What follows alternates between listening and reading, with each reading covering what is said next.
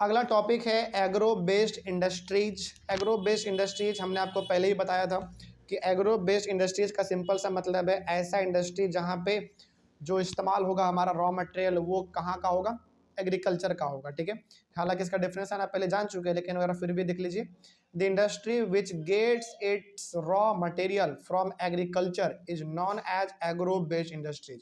यानी कि वैसा इंडस्ट्री जो अपना रॉ मटेरियल कहाँ से इस्तेमाल करती है, एग्रीकल्चर से इस्तेमाल करती हैं, उसी को हम लोग कहते हैं एग्रो बेस्ड इंडस्ट्री। एग्जाम्पल है इसका cotton industry, jute industry, silk industry, sugar industry etcetera. तो ये ऐसे कुछ इंडस्ट्री हैं जो अपना रॉ मटेरियल जो इस्तेमाल करती है ना, वो कहाँ से आता है, एग्रीकल्चर से आता है, इसलिए हम लोग इसको एग्रो बेस्ड इंडस्ट्री के नाम से भी जानते हैं। इसी में अब हम लोग एक एक करके जान लेते हैं कि आखिर टेक्सटाइल इंडस्ट्री क्या है, जूट इंडस्ट्री क्या है, इन सभी के बारे में। चलिए सबसे पहले डिस्कस करेंगे टेक्सटाइल इंडस्ट्री के बारे में। देखा जाए, textile industry contributes 14% in total industrial production, provide employment to 35 million persons and generate 24.6% foreign exchange. ये बहुत बड़ी बात है, एक ही लाइन में 3 इंपॉर्टेंट डाटा आपको दे दिया गया है, समझिए। अच्छा, टेक्सटाइल इंडस्ट्री का मतलब क्या समझते हैं? टेक्सटाइल इंडस्ट्री का मतलब हो गया कि ऐसे इंडस्ट्री जो कि कपड़े बनाते हैं, ठीक है, और वो कपड़ा किसी भी प्रकार का हो सकता है, कॉटन का हो सकता है, ऊल का हो सकता है, सिल्क का हो सकता है, नायलन का हो सकता है, पॉलिस्टर का हो सकता है, रेयन का हो सकता है, एक्रिलिक का हो सकता है, मतलब कि जो भी इंडस्ट्री कपड़ा बनाता है उसी को हम लोग कहते हैं टेक्सटाइल इंडस्ट्री। ठीक है, अब इसमें कुछ बातें कही गई हैं, उसको बहुत ध्यान से समझिए आप। हमारे इंडिया में पूरा टोटल इंडस्ट्री जितने भी हैं, चाहे वो आयरन का हो, चाहे स्टील का हो, चाहे टेक्सटाइल का हो, जितने भी इंडस्ट्री हैं, टोटल इंडस्ट्री यदि मिला के 100% प्रोडक्शन करती हैं तो अकेला टेक्सटाइल इंडस्ट्री कितना परसेंट करती है, 14%। पता है ऐसा क्यों है? क्योंकि देखो हमारे भारत का पॉपुलेशन 140 करोड़ है, कपड़ा हर किसी को चाहिए, तो कपड़ा यदि हर किसी को चाहिए तो इसका परसेंटेज क्या होना चाहिए, ऑटोमेटिक ज़्यादा होना चाहिए। तो हर प्रकार के इंडस्ट्री हमारे इंडिया में है, हर कोई प्रोडक्शन करती है। तो कहने का मतलब टोटल इंडस्ट्री मिला के यदि 100% प्रोडक्शन अपना करती है तो 100% में से अकेला टेक्सटाइल इंडस्ट्री 14% प्रोडक्शन कर देती है। क्यों करती है? क्योंकि कपड़ा बनाती है भाई, कपड़ा का इस्तेमाल हर कोई करता है। ठीक है, अगला, और ये एम्प्लॉयमेंट पता है कितने लोगों को देती है? 35 मिलियन लोगों को रोजगार देती है। और 35 मिलियन का मतलब आपको पता है 1 मिलियन में 10 लाख होता है, तो इसमें 35 मिलियन है, तो 35 इंटू 10 लाख करोड़, आपको पता चलेगा कितना आएगा। ठीक है, आगे बढ़ते हैं। And generate 24.6% foreign exchange. Foreign exchange का मतलब समझते हैं आप क्या होता है? फॉरेन एक्सचेंज का मतलब होता है, जैसे एग्जांपल के तौर पे आप समझिए, जैसे हम लोग यदि किसी सामान को दूसरे कंट्री को बेचते हैं तो क्या वो हमको पैसा रुपया में देता है क्या? नहीं, डॉलर में देता है। तो डॉलर जो हमारे पास आ रहा है उसी को हम लोग कहेंगे फॉरेन एक्सचेंज। ठीक है, और वो जो डॉलर हमारे पास आ गया, उस डॉलर का हम फिर क्या करेंगे भाई, हम कोई सामान खरीदेंगे किसी से तो हम उसको डॉलर देंगे, रुपया थोड़ी देंगे। जैसे मान लीजिए, सपोज कीजिए कि हम लोग अनाज देते हैं अमेरिका को, तो अमेरिका हमको पेमेंट किस में करता है? डॉलर में करता है। तो वो जो डॉलर हमारे पास आया, वो डॉलर का हम लोग क्या करेंगे, उसका इस्तेमाल कहाँ पे करेंगे? तब करेंगे जब हमको कोई सामान किसी से खरीदना होगा। ठीक है, तो ये जो फॉरेन एक्सचेंज है डॉलर का, ये 24.6% जनरेट करता है। यानी कि कहने का मतलब आप ये समझ लो कि हमारे पास 24.6% डॉलर आता है दूसरे कंट्री का, उसका इस्तेमाल हम लोग फिर बाद में अलग अलग चीज़ों में करते हैं। और ये 24.6% फॉरेन एक्सचेंज केवल कौन जनरेट करके देता है? Textile industry. यानी कि कोई कुछ कपड़ा हम बना के दूसरे को देते हैं, वो हमको पैसा देता है, वो हमारा 24.6% फॉरेन एक्सचेंज हो जाता है टेक्सटाइल इंडस्ट्री से। ठीक है, आगे, textile industry contributes 4% towards GDP. GDP के मामले में देखा जाए तो इनका कंट्रीब्यूशन 4% है।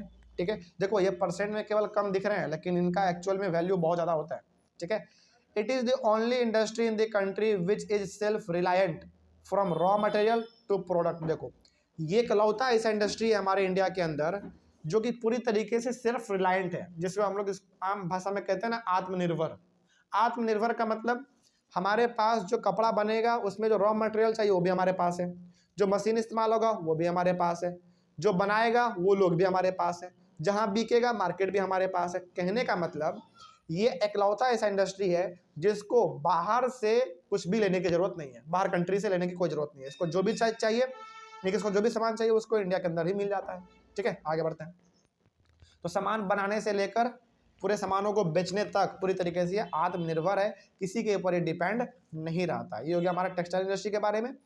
टेक्सटाइल इंडस्ट्री के बाद अब आइए आप एक खास इंडस्ट्री के बारे में हम लोग पढ़ेंगे, कॉटन टेक्सटाइल के बारे में। देखो, टेक्सटाइल इंडस्ट्री का मतलब हो गया ऐसा इंडस्ट्री जो केवल कपड़ा बनाता है, और कॉटन टेक्सटाइल का मतलब हो गया ऐसा इंडस्ट्री जो कपड़ा बनाता है केवल किसका, केवल कॉटन का। इस बात को याद रखिएगा, ठीक है। देखो यहाँ पे ना कन्फ्यूजन बच्चों को हो जाता है कि सर टेक्सटाइल इंडस्ट्री और कॉटन टेक्सटाइल इंडस्ट्री में क्या फ़र्क है। फ़र्क है, टेक्सटाइल इंडस्ट्री का मतलब हो गया कि वो सारे के सारे इंडस्ट्री जो केवल कपड़ा बनाती है, लेकिन कॉटन टेक्सटाइल का मतलब हो गया वो इंडस्ट्री जो केवल किसका कपड़ा बनाएगी, कॉटन का बनाएगी, ठीक है। इसको आप याद रखिएगा। चलो देखते हैं, इसमें लिखा गया है इन ancient India cotton textiles were produced with hand spinning and handloom weaving technique. अब देखो हमारे पुराने ज़माने का जो इंडिया था, यानी कि आज से लगभग 100 साल पहले, 150 साल पहले, 200 साल पहले आप पीछे चल जाइए, तो इंडिया में जो कॉटन का कपड़ा बनता था ना, वो हाथ से बुन बुन के बनता था। बात समझ आ रही है, हाथ से बुन के बनता था। और हैंडलूम वीविंग टेक्नोलॉजी था हमारे पास, हैंडलूम का। अच्छा, हैंडलूम क्या होता है तो बताते हैं आपको। आपने कभी मूवी में या फिर किसी ब्लॉग में आपने देखा होगा कि एक लकड़ी टाइप का होता है जिसके ऊपर आप धागा लपेटते हो, फिर उससे कपड़ा बनता है, वही हमारा था हैंडलूम। तो बेसिकली पहले के समय में लोग हाथ से भी कपड़ा बुनते थे, और वो जो लकड़ी वाला मशीन आता था उससे भी वो लोग कपड़ा करते थे, पूरा तैयार करते थे। और इसमें सबसे इंपॉर्टेंट जो था वो ना एक चरखा का भी रोल था। चरखा, गांधी जी का चरखा जो है, अक्सर जो हम लोग गांधी जी को देखते हैं चरखे के पास, वो उनका भी बहुत बड़ा रोल था, ठीक है। अच्छा एक बात बताइए, हाथ से कपड़ा बुनने का जो तरीका था, क्या वो आज पूरी तरीके से खत्म हो गया है क्या? नहीं है, अभी भी है, अभी भी है। जैसे जाड़े के समय में खास करके जो हमारा स्वेटर होता था बचपन में क्या, अभी भी बहुत सारे हमारे मदर हैं, हम लोग की मम्मी लोग, जो अभी भी कपड़ा बुनती हैं, जिनको आता है वो लोग कपड़ा बुनती है। और यहाँ तक के जो डोरमेट होता है, जो पैर पोंछने वाला होता है, वो भी वो लोग बुन लेती हैं हाथ से। तो बुनने वाला सिस्टम पहले से चलता आ रहा है और अभी भी है, लेकिन आने वाले समय में भी ये रहेगा। लेकिन हाँ, आने वाले समय में इसका क्रेज बहुत ही कम हो जाएगा, ठीक है। आगे बढ़ते हैं। Our traditional industries suffered a lot during the colonial period because they could not compete with the mill-made cloth from England. यहाँ पे ना जब हमारे इंडिया के ऊपर अंग्रेजों का कब्जा हुआ तो हमारा मार्केट थोड़ा सा गड़बड़ा गया था। क्यों गड़बड़ा गया था? क्योंकि देखो हमारे पास उतना अच्छा मशीन नहीं था। हम लोग कपड़ा किससे बनाते थे? हाथ से बुन बुन के बनाते थे। लेकिन अंग्रेज ये क्या करते थे ना, सारे के सारे कपड़े को ये बना के मशीन से लेके आते थे। कहाँ से? ब्रिटेन से। अब आप खुद सोचो जरा, एकदम आइडिया लगा और लॉजिक आप लगाइएगा, बताइएगा, ठीक है। सवाल हम आपसे पूछते हैं। देखो, एक ऐसा सामान है जिसको बनाने में 2 दिन का वक्त लगा है, समय बहुत लगा है, पैसा भी बहुत लगा है, लेकिन वैसा ही एक और सामान है जो कि तुरंत मिनटों में मशीन से बन गया। तो सस्ता दाम किसका होगा? मशीन वाला, या फिर जिसको बनाने में 2 दिन लगा वो होगा? मशीन वाला, ऑब्वियस ही बात है। तो यहाँ पे जो ड्रॉबैक था, जो सबसे बड़ा समस्या हम लोगों को झेलना पड़ता था अंग्रेजों के टाइम पे इंडिया में, हम लोग कपड़े को हाथ से बना के बेचते थे तो कपड़ा महंगा होता था, क्योंकि हमारा उसमें समय लगा है, टाइम लगा है, पैसा लगा है, तो उसको हम महंगे दामों में बेचते थे। लेकिन अंग्रेज क्या करते थे? सस्ते दाम में कपड़ा बना के लेके आते थे इंग्लैंड से, ब्रिटेन से, और यहाँ पे आके वो सस्ते दाम में बेच देते थे। इससे हुआ ये कि हैंड से जो कपड़ा बनाने का तरीका था उसको कोई खरीदता नहीं था, लोग सस्ते कपड़ों को ज़्यादा खरीदते थे। इस तरीके से हमारा जो ट्रेडिशनल इंडस्ट्री था, जो पुराना हमारा तरीका था कपड़ा बनाने का, उसका डिमांड क्या हो गया? धीरे धीरे घट गया, ठीक है। आगे, after the 18th century power looms came into use. अब 18th सेंचुरी के बाद में हमारे पास क्या आया? पावर लूम आया। मतलब कि ऐसा टेक्नोलॉजी आया जो कि किससे चलने लगा? बिजली से चलने लगा। इसके बाद हमारा आया। उसके पहले हम लोग लकड़ी पे करते थे, चरखा पे करते थे, हाथ से करते थे, लेकिन 18th सेंचुरी के बाद हमारे पास आ चुका था पावर लूम, मतलब कि जो बिजली से बेसिकली चलते थे और कपड़े बहुत ही फास्ट बनते थे उसमें। Today there are nearly 1600 cotton and human made fibre textile mills in the country. लेकिन आज का बात करें हम लोग इंडिया में तो लगभग 1600 कॉटन और आर्टिफिशियल, जिसको हम लोग कहते हैं ह्यूमन मेड, कॉटन का और आर्टिफिशियल बोलो या फिर ह्यूमन मेड बोलो, इस प्रकार का मिल हमारे पास आज है।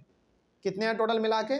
टोटल हमारे पास आज जो मिल है जहाँ पे कपड़े बनते हैं, कॉटन का हो चाहे वो आर्टिफिशियल हो, वो 1600 है। बहुत बड़ी बात है ये, ठीक है। आगे बढ़ते हैं। About 80% of these are in the private sector and the rest in the public and cooperative sectors. ये जो 1600 मिल हमारे पास आज टोटल है, इसमें से 80% मिल प्राइवेट सेक्टर का है, मतलब कि इसका मालिक कौन होगा, कोई एक खास आदमी होगा, ठीक है। और जो बचा खुचा रह गया वो कोऑपरेटिव सेक्टर के अंदर में है और गवर्नमेंट के अंदर में है, सिंपल सा, ठीक है। आगे, earlier the cotton textile industry was set up in cotton growing area of Maharashtra and Gujarat. पहले क्या होता था ना, पहले जो कॉटन टेक्सटाइल इंडस्ट्री लगते थे वो बेसिकली इंडस्ट्री वहाँ पे लगाया जाता था जहाँ पे कॉटन ज़्यादा ग्रो करता था, ठीक है, जैसे महाराष्ट्र में और गुजरात में। लेकिन क्या आज ये चीज़ कहना सही रहेगा क्या? बिल्कुल भी नहीं, क्योंकि आज हमारा कॉटन टेक्सटाइल इंडस्ट्री वहाँ पे भी है जहाँ पे कि कॉटन का खेती नहीं होता है। फिर वहाँ पे कॉटन आता कहाँ से? दूसरे जगह से आता है, ट्रांसपोर्ट होके आता है, ठीक है। आगे, but now almost everywhere cotton textile industry is available. लेकिन हम लोग आज ये देखते हैं कि केवल गुजरात और महाराष्ट्र में ही नहीं बल्कि हर जगह पर आज कॉटन टेक्सटाइल इंडस्ट्री है, ठीक है। Availability of raw cotton, market, transport, labour and climate contributed towards development of cotton textile industry. अब देखो यहाँ पे क्या है ना, आप कहीं पर भी आंख बंद करके इंडस्ट्री आप सेटअप नहीं कर सकते हैं। इसके पीछे कुछ चीज़ें हैं जो कि आपको अवेलेबल होने चाहिए आपके पास, तभी तो आप लगाओगे। जैसे मान लीजिए कि आपके पास कॉटन जिससे कपड़ा बनता है, रॉ कॉटन जिसको हम लोग कहते हैं, वो आपके पास है ही नहीं, आपके पास मार्केट भी नहीं है, आपके पास ट्रांसपोर्ट का फैसिलिटी भी नहीं है, आपके पास लेबर भी नहीं है, आपके पास वहाँ पे क्लाइमेट भी बढ़िया नहीं रहता, तो क्या आप ऐसी जगह पर इंडस्ट्री सेटअप करना चाहोगे? कभी भी नहीं। तो कहने का मतलब यहाँ पे कि कोई भी इंडस्ट्री तभी कहीं पर लगता है जहाँ पे उनको ये सब चीज़ क्या मिल जाए, एक जगह पर मिल जाए, या फिर इनमें से ज़्यादा चीज़ एक जगह पर मिल जाए, तो वहीं पे इंडस्ट्री लगते हैं। लेकिन आज के समय में हर जगह पर नहीं, लेकिन बहुत जगह पर आपको देखने को मिल जाते हैं कॉटन टेक्सटाइल इंडस्ट्री, ठीक है। आगे, cotton textile industry has a close links with agriculture and provides a living to farmer, cotton ball pluckers and workers engaged in ginning, spinning, weaving, dyeing, designing, packaging and tailoring। देखो बहुत बड़ी बात इसमें कही जा रही है कि कॉटन टेक्सटाइल इंडस्ट्री जो है इनका बहुत अच्छा रिलेशन किससे है? एग्रीकल्चर से है। मतलब ये हो गया कि कॉटन टेक्सटाइल इंडस्ट्री और एग्रीकल्चर दोनों एक दूसरे के ऊपर डिपेंड है। क्योंकि देखो होता क्या है ना, इसमें कॉटन कहाँ से उगेगा? खेती में, खेत में उगेगा। और जब तक आप कॉटन का खेती करोगे नहीं तो क्या तब तक आपका कॉटन टेक्सटाइल इंडस्ट्री चल सकता है क्या? नहीं चल सकता।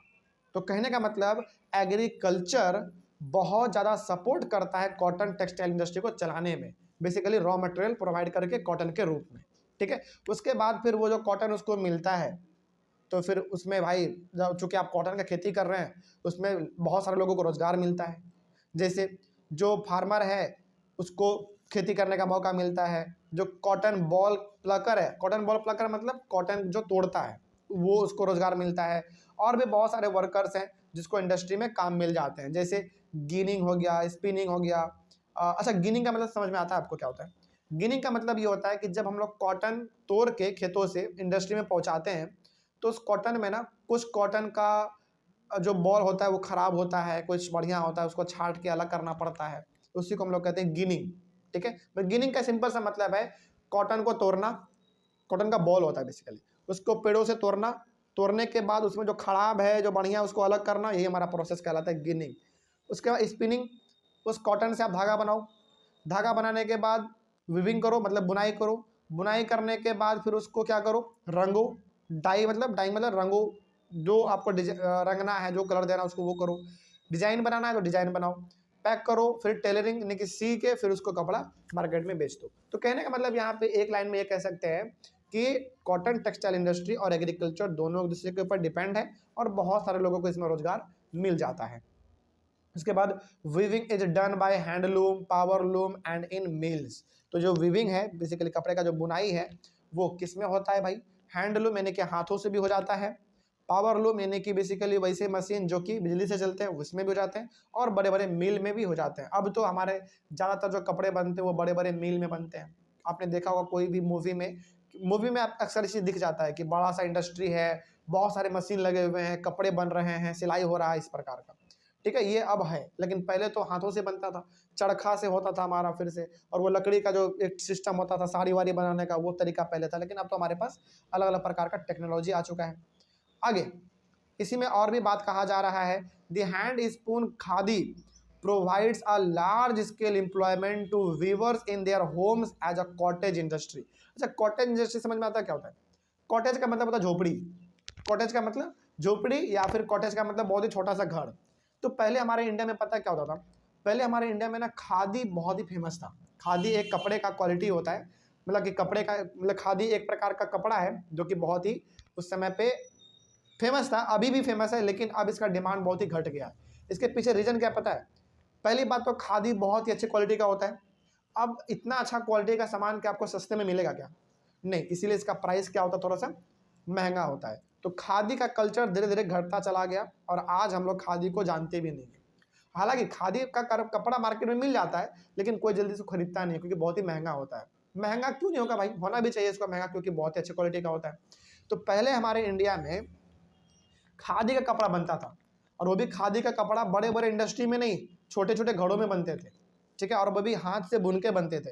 तो खादी का स्वेटर, खादी का पैजामा, पैंट, ये सब बनता था। जैकेट, मुफलर, फिर से शॉल, ये सब हमारे खादी के बनते थे। The cotton textile industry supports many other industries such as chemical industry, packaging industry and engineering industry. तो कॉटन टेक्सटाइल इंडस्ट्री बहुत सारे अलग अलग इंडस्ट्री को भी सपोर्ट करते हैं। जैसे, अच्छा एक बात बताइए आप, जो केमिकल इंडस्ट्री है वो केमिकल क्यों बना पा रहा है? क्योंकि उस केमिकल का इस्तेमाल कौन करता है? कॉटन टेक्सटाइल इंडस्ट्री करता है। तो कहने का मतलब है कि कॉटन टेक्सटाइल इंडस्ट्री के वजह से केमिकल इंडस्ट्री चल रहा है।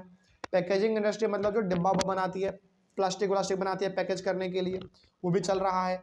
इंजीनियरिंग इंडस्ट्री मतलब जो मशीन वशीन बनाती है, क्योंकि मशीन तो आप इस्तेमाल करोगे कपड़ा बनाने में। तो एक लाइन में कहा जा सकता है कि कॉटन टेक्सटाइल इंडस्ट्री ऐसा इंडस्ट्री है जो अपने के साथ साथ बहुत सारे इंडस्ट्री को भी चला रही है। ठीक है, क्योंकि ज़रूरत है। इंडिया एक्सपोर्ट यार्न, यार्न मतलब धागा होता है, ठीक है, टू जापान। सोचो, यानी कि इंडिया से धागा हम लोग भेजते हैं जापान तक को, जो कि बहुत बड़ी बात है हमारे लिए। Also India exports cotton goods, और साथ ही साथ इंडिया जो है अपने ऐसे कपड़े जो कि कॉटन से बने होते हैं वो किसको किसको देता है? देखो, USA, UK, Russia, France, Nepal, Singapore, Sri Lanka, east European countries and African countries. तो ये इतने सारे जगहों पर हमारे भारत का कॉटन कपड़ा बना हुआ जाता है। ठीक है, Indian cotton yarn has a large share in the world trade, accounting 1/4 of the total trade. कहने का मतलब यहाँ पे है कि इंडिया का जो धागा है, कॉटन का धागा बेसिकली, उसका इतना क्रेज है वर्ल्ड मार्केट में कि ये कितना टोटल ट्रेड का लेता है शेयर? 1/4। कहने का मतलब यहाँ पे है, आप ऐसे समझो कि जो भी टोटल ट्रेड हो रहा है, टोटल जो व्यापार हो रहा है, जैसे मान लीजिए कि 4 कोना यदि व्यापार हो रहा है, तो 4 कोना में 1 कोना व्यापार केवल किसका हो रहा है? इंडिया के धागे का हो रहा है, जो कि बहुत अच्छे क्वालिटी का होता है। ठीक है, तो हम लोग बहुत ही भाग्यशाली हैं कि हम लोगों को इतने अच्छे क्वालिटी का धागा इस्तेमाल करने को मिलता है और इतने बढ़िया बढ़िया क्वालिटी का हम लोग कपड़ा पहन पाते हैं। ठीक है, Indian garments accounts 4% of the world's total trade. Garments का मतलब सिंपल सा कपड़ा। तो टोटल ट्रेड का 4% ट्रेड केवल इंडिया करता है, वो भी किसका? गारमेंट्स का, कपड़ों का। बहुत बड़ी बात है ये, बहुत बड़ी बात है। ठीक है, आगे बढ़ते हैं। अब देखो, इतना ज़्यादा कुछ आपने कॉटन टेक्सटाइल इंडस्ट्री के बारे में पढ़ा, अभी इतने अच्छाई के बारे में आपने पढ़ा, तो क्या इसके साथ कुछ प्रॉब्लम नहीं होगा क्या? प्रॉब्लम भी होना है, और हमने आपको बार बार कहा है अच्छाई है तो बुराई तो होना ही है। देखते हैं इसके साथ क्या प्रॉब्लम आता है। तो problems with Indian cotton textile industry, क्या प्रॉब्लम आते हैं देखा जाए। Indian weavers can not use much of the high quality yarn that is produce in the country because the high quality yarn is exported to other countries. सबसे पहला drawback इसमें यह है कि भारत के जो वीवर्स है, वीवर्स मतलब जो कपड़े बनाते हैं, भारत के ऐसे लोग जो कपड़े बनाते हैं वो कभी भी बढ़िया क्वालिटी का जो धागा होता है उसका वो इस्तेमाल कर ही नहीं पाते हैं। क्यों नहीं कर पाते?